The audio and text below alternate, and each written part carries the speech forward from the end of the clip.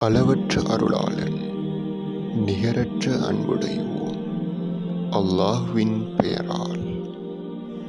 இந்த பிரபஞ்சம் எப்படி தோன்றியது என்பதற்கு விஞ்ஞானிகள் முன்வைக்கும் பலமான கொள்கையாக இருப்பது த பிக் பேங்.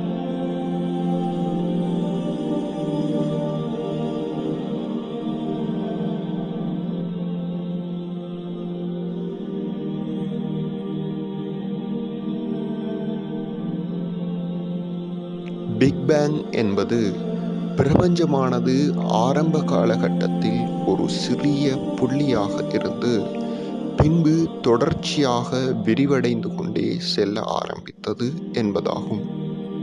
இதை பற்றி புரொஃபசர் ஸ்டீஃபன் ஹாக்கிங் குறிப்பிடும் போது, பிக் பேங் என்பது ஒரு பெரிய வெடிப்பு போன்றது அல்ல. பிக் பேங் என்பது ஸ்பேஸ் அண்ட் டைம் ஒரே நேரத்தில் விரிவடைந்து கொண்டு செல்வதாகும். நிச்சயமாக வானங்களும் பூமியும் இணைந்திருந்தன என்பதையும், இவற்றை நாமே பிரித்தோம் என்பதையும், உயிருள்ள ஒவ்வொன்றையும் நாமே நீரிலிருந்து படைத்தோம் என்பதையும் நிராகரிப்பாளர்கள் பார்க்கவில்லையா?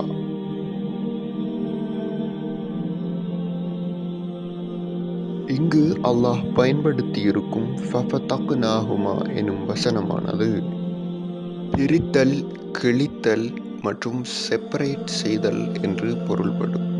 இது விஞ்ஞானத்தில் குறிப்பிடப்படும் ஃபேப்ரிக் அனாலஜி ஆகும். அதாவது நமது பிரபஞ்சமானது ஒரு பெரிய துணியைப் போலவும், அதன் மீது கோள்களானது பந்துகள் போல வைக்கப்பட்டிருப்பதைப் போலவும் என குறிப்பிடுகிறார்கள். ஆல்பர்ட் ஐன்ஸ்டீனின் தியரி ஆஃப் ஸ்பெஷல் ரிலேட்டிவிட்டி இதனை உறுதி செய்கிறது. அதாவது கிராவிட்டி என்பது ஒரு விசை அல்ல, அது பிரபஞ்சம் எனும் ஃபேப்ரிக்கின் மேல் கோள்கள் ஏற்படுத்தும் திணிவு காரணமாக ஏற்படும் ஒரு விளைவு என்கிறது. அதாவது நமது பிரபஞ்சமானது ஒரு பெரிய துணியைப் போலவும், அதன் மீது கோள்களானது பந்துகள் போல வைக்கப்பட்டிருப்பதைப் போலவும் என குறிப்பிடுகிறார்கள்.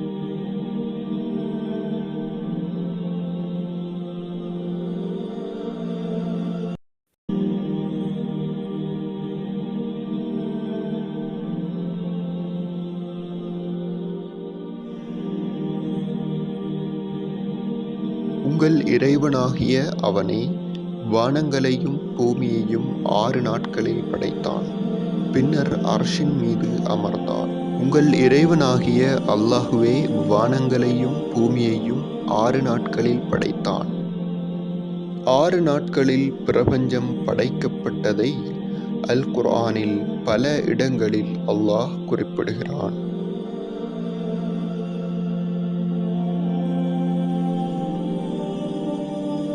பூமி எவ்வாறு படைக்கப்பட்டது என்பதை அல் குர்ஆனில் அல்லாஹ் குறிப்பிடும் போது, பூமியை 2 நாட்களில் படைத்தவனை நிராகரித்து அவனுக்கு இணைகளையும் நிச்சயமாக நீங்கள் தான் ஏற்படுத்துகிறீர்கள், அவன் அகிலத்தாருக்கெல்லாம் இறைவன் என்று நபியே நீர் கூறுவீராக. அவனே அதன் மேலிருந்து உயரமான மலைகளை அமைத்தான், அதன் மீது சகலவிதமான பாக்கியங்களையும் பொழிந்தான். இன்னும் அதில் அவற்றின் உணவுகளை 4 நாட்களில் சீராக நிர்ணயித்தான். இங்கு பிரபஞ்சத்தை 6 நாட்களில் என்றும் பூமியை 2 நாட்களில் என்றும் அல்லாஹ் குறிப்பிடுகிறான். அவற்றின் உணவுகள் மற்றும் இதர தேவைகளை 4 நாட்களில் என்றும் குறிப்பிடுகிறான். இந்த வசனங்களை பார்க்கும் சிலர், அல்லாஹ்வுக்கு எதற்கு 6 நாட்கள்? அல்லாஹ் மிக சக்தி வாய்ந்தவன் என்றால் ஏன் அவனுக்கு 6 நாட்கள் தேவைப்படுகிறது என்று கேள்வி கேட்கலாம். மற்றும் விஞ்ஞானத்தை பற்றி தெரிந்தவர்களும் இதை பிழை காணலாம்.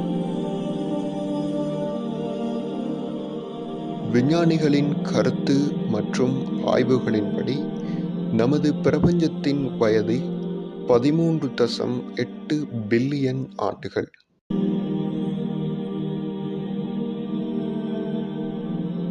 இதேபோல் நமது பூமியின் வயதானது 4.6 பில்லியன் ஆண்டுகள்.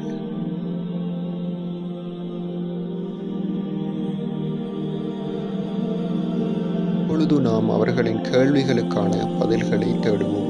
6 நாட்களில் படைத்தான் என்பதன் அர்த்தம் பிரபஞ்சத்தின் வயது 6. உதாரணமாக, கட்டப்பட்டு கொண்டிருக்கும் ஒரு கட்டிடத்தை எடுத்துக்கொள்வோம். அந்த கட்டிடம் தற்பொழுது அண்டர் கன்ஸ்ட்ரக்ஷனில் இருக்கிறது என்று வைப்போம். யாராவது உங்களிடம் இந்த கட்டிடத்தை எத்தனை நாட்களில் கட்டினீர்கள் என்று கேட்டால் எங்களால் சொல்ல முடியாது. எங்களால் சொல்ல முடியுமான பதிலானது அந்த கட்டிடம் எத்தனை நாட்களாக கட்டப்படுகிறது என்பதை. இதே போன்றுதான் நமது பிரபஞ்சமும். பிரபஞ்சம் தொடர்ச்சியாக புதிய நட்சத்திரங்களை உருவாக்கி கொண்டும் விரிவடைந்து கொண்டும் செல்கிறது.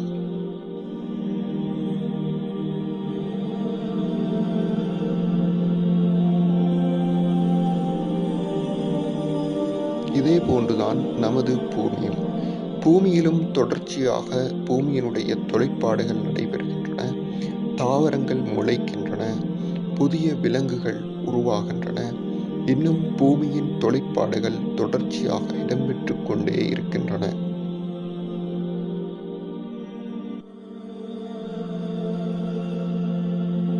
ஆகவே அல் குர்ஆனில் அல்லாஹ் குறிப்பிடும் 6 நாட்களானது பிரபஞ்சத்தின் வயதையே குறிக்கிறது. ஆனால் விஞ்ஞானத்தின் படி பிரபஞ்சத்தின் வயது 13.8 பில்லியன் ஆண்டுகள்.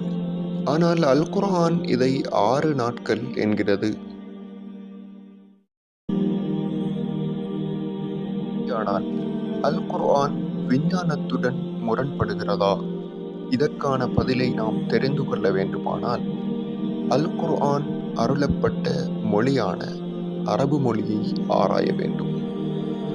அரபு மொழியில் யௌம் என்பதன் அர்த்தம் நாட்கள், காலகட்டங்கள் அல்லது பொதுவான கருத்து நாள் என்று பொருள்படும்.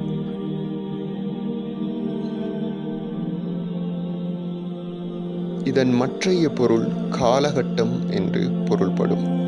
இஸ்லாமிய அறிஞர்கள் இதை பற்றி குறிப்பிடும் போது இது காலகட்டம் என்பதாகவே குறிப்பிடுகிறார்கள். அப்படியானால் பிரபஞ்சம் 6 காலகட்டங்களிலும் பூமி 2 காலகட்டங்களிலும் படைக்கப்பட்டுள்ளது என்பதே அல் குர்ஆனின் கூற்று. விஞ்ஞானமும் இதையே உறுதி செய்கிறது.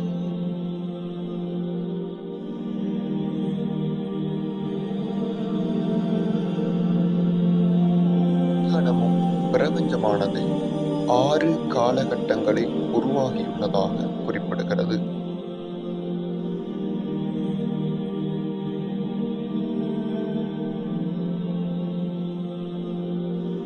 ப்ரீமோடியல் எரா, பார்ட்டிக்கிள் எரா, நியூக்ளி எரா, ரீகம்பினேஷன் எரா, கேலக்ஸி எரா, ஸ்டெல்லிஃபெரஸ் எரா.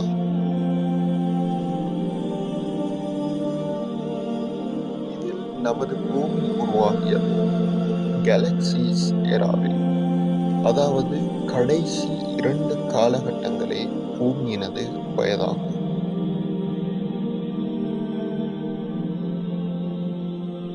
பூமியை 2 நாட்களில் படைத்தவனை நிராகரித்து அவனுக்கு இணைகளையும் நிச்சயமாக நீங்கள் தான் ஏற்படுத்துகிறீர்கள். அவன் அகிலத்தாருக்கெல்லாம் இறைவன் என்று நபியே நீர் கூறுவீராக.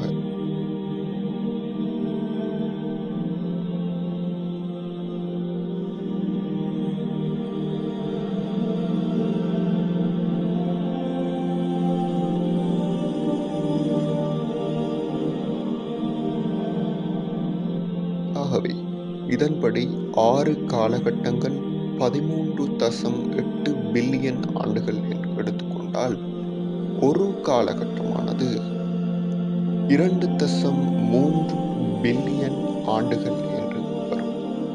ஆகவே 2 காலகட்டங்கள் 4.6 பில்லியன் வருடங்கள். இதுவே நமது பூமியின் விஞ்ஞான ரீதியான வயதாகும்.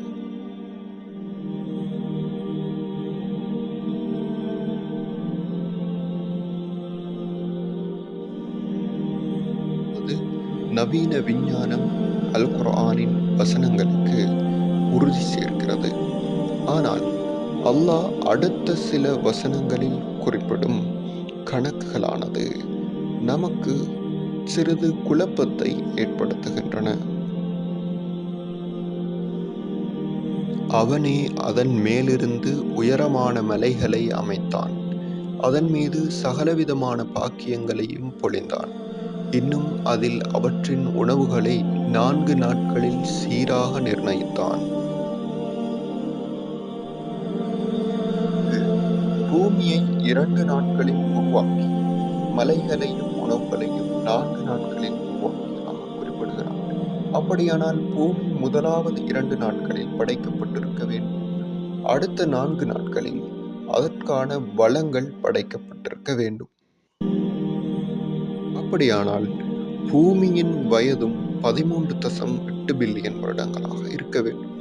ஆனால் பூமியின் வயது 4.6 பில்லியன் வருடங்கள் ஆகும். அதாவது அல் குர்ஆனில் அல்லாஹ் குறிப்பிடுவது கடைசி 2 நாட்களாகத்தான் இருக்க வேண்டும்.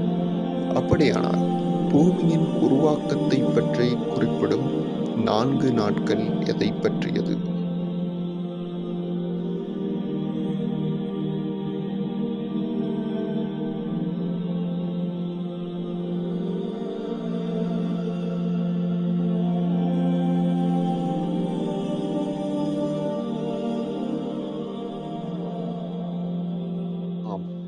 நீங்கள் ஆச்சரியப்படும் சில உண்மைகளை கண்டறியப் போகிறீர்கள்.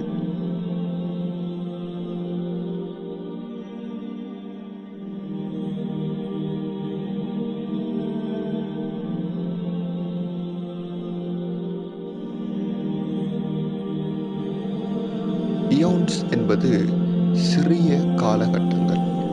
அதாவது பூமி உருவாகியதன் பின்னர் பூமி சிறிய 4 காலகட்டங்களாக தனக்குள்ளேயே மாற்றங்களையும் விருத்திகளையும், தனக்குள்ளேயே படிப்படியாக மலைகளையும் காற்று மற்றும் உயிர்களையும் தோற்றுவிக்க ஆரம்பித்தது. ஹேடியன், ஆர்கியன், புரோட்டீரோசோயிக், பான்ட்ரோசோயிக் இவையே இந்த 4 கல்பங்கள் ஆகும்.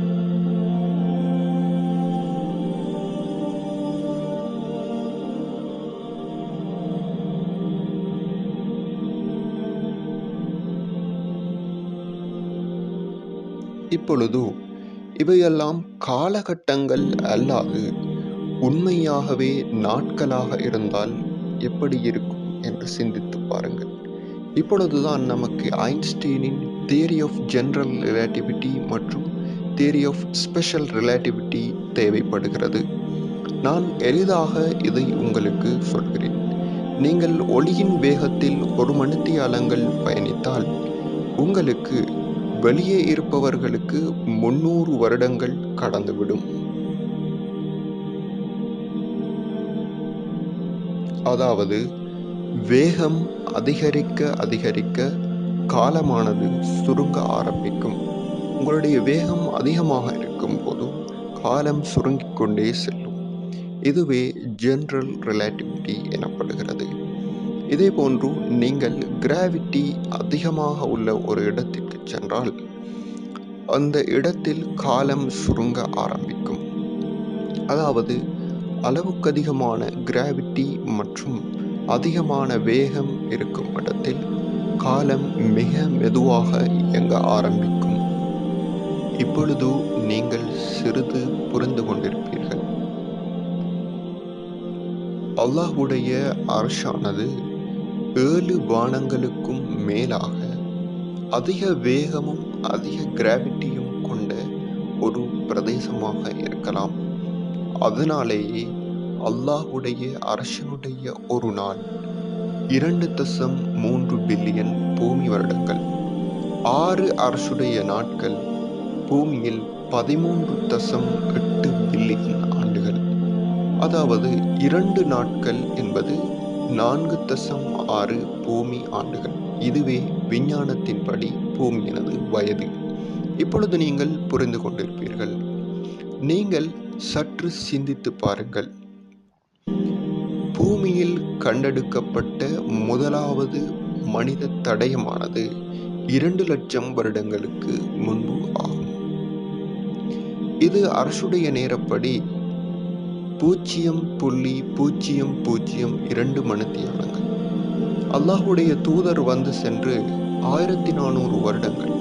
இது 0.052 செகண்ட்கள். இப்பொழுது ஒரு சராசரி மனிதனின் வாழ்வு 70 ஆண்டுகள். இது 0.0023 செகண்ட்கள்.